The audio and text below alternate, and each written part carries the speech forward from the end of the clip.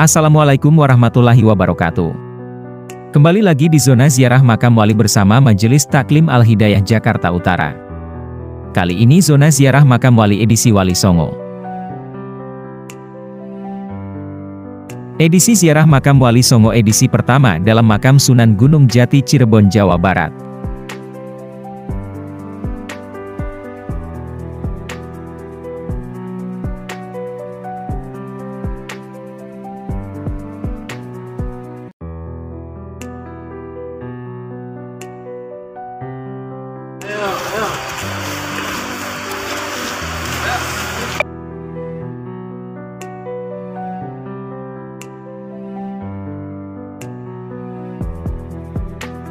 Makam Sunan Gunung Jati terletak di Gunung Jati adalah salah satu kecamatan di Kabupaten Cirebon, Jawa Barat.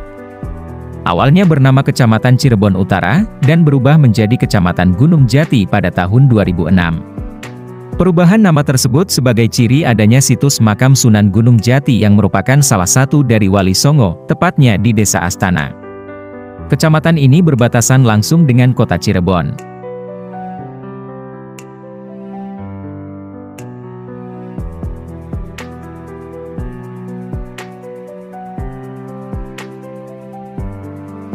Sunan Gunung Jati merupakan salah satu anggota Wali Songo, yakni wali yang menyebarkan agama Islam di Indonesia khususnya Pulau Jawa.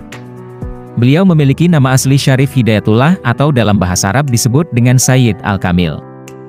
Sedangkan sebutan Gunung Jati sendiri merupakan gelar yang diberikan umat muslim kepadanya untuk jasa yang dilakukannya.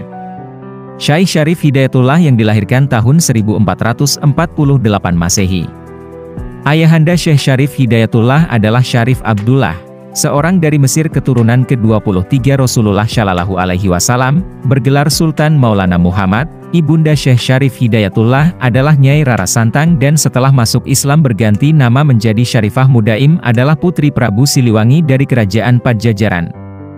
Syekh Syarif Hidayatullah berkelana untuk belajar agama Islam dan sampai di Cirebon pada tahun 1470 Masehi. Sesampainya di Cirebon, Sunan Gunung Jati mengambil tempat di Pesambangan. Bertempat di Pondok Pesantren Sunan Gunung Jati memulai dakwahnya yang terorganisir di Cirebon, meneruskan guru dari ibunya Nyai Endang Golis, Syarifah Mudaim. Langkah Islamisasi melalui pondok pesantren dilakukan guna mengajari Islam secara bertahap dan menyeluruh. Sanad ilmu dan pendidikan beliau mengembara menuntut ilmu. Sunan Gunung Jati mewarisi kecenderungan spiritual dari kakek buyutnya, Jamaluddin Akbar Al-Husaini, sehingga ketika telah selesai menimba ilmu di pesantren Syekh Datuk Kahfi, beliau meneruskan pembelajaran agamanya ke Timur Tengah. Babat Cirebon menyebutkan, ketika Pangeran Cakrabuana membangun kota Cirebon dan tidak mempunyai pewaris, maka sepulang dari Timur Tengah Sunan Gunung Jati mengambil peranan membangun kota dan menjadi pemimpin perkampungan muslim yang baru dibentuk itu setelah uaknya wafat. Guru-guru beliau Jamaluddin Akbar Al-Husaini, Syekh Datuk Kahfi.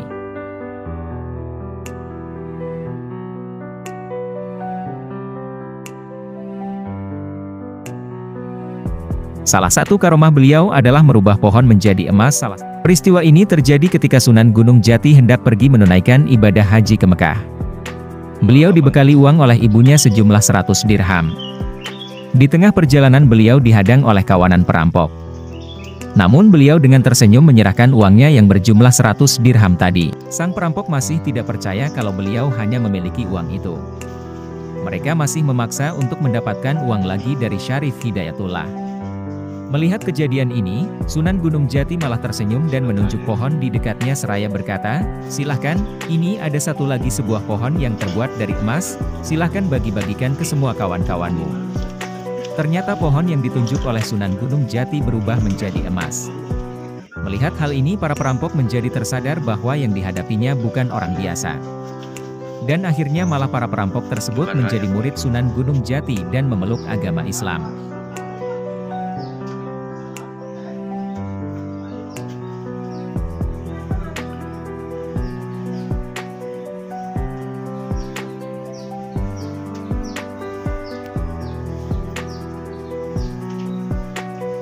Keteladanan dari Sunan Gunung Jati yang perlu dicontoh menyangkut 3 aspek keteladanan, yaitu keteladanan ketika beliau menjadi seorang laki-laki bagi keluarganya, keteladanan ketika beliau menjadi seorang raja dan keteladanan ketika beliau menjadi seorang penyebar agama Islam.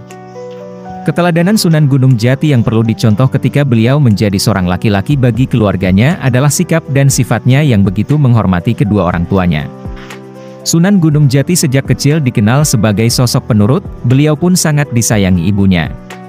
Sunan Gunung Jati sebetulnya calon pewaris tahta di Mesir, sebab ayahnya merupakan seorang amir di Mesir. Akan tetapi beliau rela meninggalkan tahta karena diperintahkan oleh ibunya untuk mendakwahkan Islam di tanah kelahiran ibunya, Pasundan. Kalau Sunan Gunung Jati bukan seorang penurut, tentu beliau tidak akan pernah mau menuruti keinginan ibunya. Keteladanan lainnya adalah sikap tegas Sunan Gunung Jati kepada anaknya. Beliau tidak membela anaknya yang berbuat durhaka, beliau juga tidak segan-segan untuk memuji anaknya yang berbuat saleh. Dahulu Sunan Gunung Jati pernah menjatuhkan hukuman pada anaknya yang bernama Pangeran Jayakelana, ketika melakukan kesalahan, bahkan sang pangeran dilucuti jabatan kepangerannya karena melanggar perintah agama.